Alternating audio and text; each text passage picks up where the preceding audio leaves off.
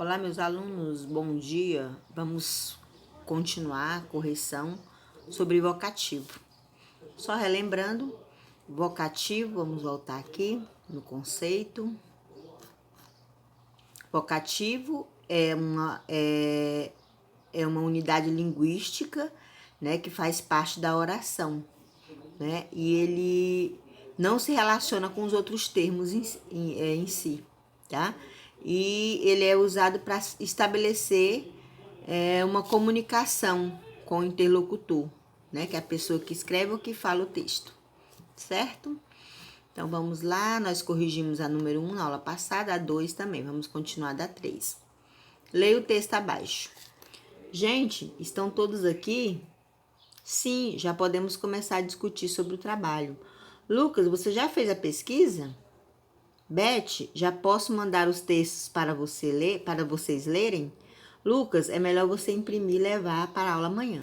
Então, aqui, na letra A, ele quer que você circule os vocativos utilizados na conversa e copiar. Então, aí, ó, gente, né, que ele está se referindo a todos. Lucas, né, que é o que faz com que ela se direcione diretamente a ele. Beth e Lucas de novo. Aí vocês escrevem aqui na letra A. Na letra B, qual dos vocativos revela uma proximidade maior entre locutor e interlocutor? Beth, né? Porque o nome provavelmente deve ser Elizabeth. Então, quando ela abrevia, quer dizer que ele tem um grau de intimidade, tá? Então, Beth.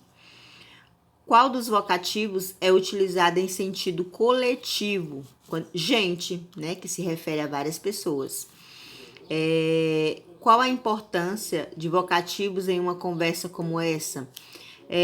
A importância é que com os vocativos é que vai ser identificado a quem a pessoa está se referindo, tá? Então, o vocativo ele serve justamente para isso. Se eu chegar aí e falar assim, você fez a pesquisa, vai ficar a dúvida a quem eu estou me referindo. Agora, se eu falar, Letícia, você fez a pesquisa, então o vocativo aí vai ser Letícia, porque identificou quem é a pessoa que eu estou me referindo, correto? Vamos para a número 4. Assinale a alternativa que apresenta um vocativo. Então, aí na terceira frase, hoje meu amigo, não quero conversar mais. Então, esse meu amigo aqui, ele está sendo usado para se referir, né, a alguém, aí para identificar alguém, correto? Aí nós vamos para outro texto aí, cada qual com sua quimera. Sob um grande céu cinzento, numa grande planície poeirante, sem caminho, sem gramado, sem uma urtiga, encontrei vários homens que andavam curvados. Cada um deles carregava nas costas uma enorme quimera, tão pesada quanto um saco de farinha ou de carvão, ou os seus apetrechos de um soldado na infantaria romana. Mas a monstruosa besta não era peso inerte, pelo contrário, envolvia, oprimia o homem com seus músculos elásticos e possantes. Grampeava-se com duas vastas garras no peito de sua montaria, e sua cabeça fabulosa sobressaía acima da fronte do homem, como um daqueles capacetes horríveis com os quais os antigos guerreiros esperavam acirrar o terror inimigo. Interroguei um desses homens e perguntei-lhe aonde iam assim. Respondeu-me que de nada sabia, nem ele, nem dos outros, mas que evidentemente iam a algum lugar, já que eram levados por uma invencível necessidade de andar.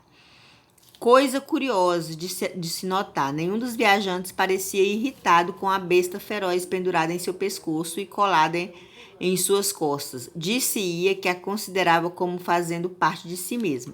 Todos esses rostos cansados e sérios não demonstravam desespero sobre o céu, com os pés mergulhados na poeira de um solo não desolado quanto este céu. Eles caminhavam com fisionomia resignada, daqueles que estão condenados a ter sempre esperança. Um cortejo passou ao meu lado, e afundou na atmosfera do horizonte, no lugar em que a superfície arredondada do planeta se esquiva a curiosidade do olhar humano. E durante alguns instantes teimei em querer compreender esses mistérios, mas em seguida a irresistível indiferença se abateu sobre mim e me deixou mais duramente oprimido do que eles próprios com suas esmagadoras quimeras. Então é interessante vocês olhar aqui, ó, no glossário, né, que é a mesma coisa que dicionário. Acirrar quer dizer estimular. Cortejo é um acompanhamento de alguém destemida ocasião, é uma procissão. Inerte é imóvel. Infantaria é conjunto de tropas militares que combatem a pé. Possante, que tem força, poderoso, grandioso. Quimera, monstro mitológico caracterizado por ser uma mistura de outros seres, por exemplo, cabeça de leão, cabeça de cabra e cauda de serpente, sonho, imaginação. Resignado quer dizer conformado, submisso.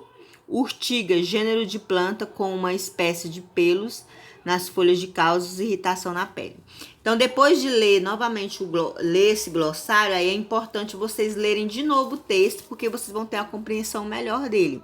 Terminando essa parte, vocês irão ler um pouco sobre o autor do texto, né, e um pouco sobre o simbolismo, que esse texto tem um pouco a ver com isso. E aí vocês vão responder da questão 1 até a questão 6. Aliás, até a questão 10, correto? Chegando lá, vem para a revisão, né? Sintaxe do período das orações coordenadas. Nós estudamos as orações coordenadas. As orações, elas têm termos essenciais, né? Que é o sujeito e o predicado. E ela também tem termos secundários, né? São os termos essenciais. Sujeito e predicado. O sujeito, ele é o termo da oração, né? Responsável por... quem sofre a ação, na verdade. Tá? E o predicado é tudo que se fala sobre o sujeito. Então, nós temos também, além dos termos essenciais, nós temos os acessórios e os integrantes, tá? Quando você finaliza o 9º ano, é importante que você saiba identificar todos esses termos. O que eu quero que vocês façam? Vocês dêem uma lida em toda essa parte aqui, tá certo?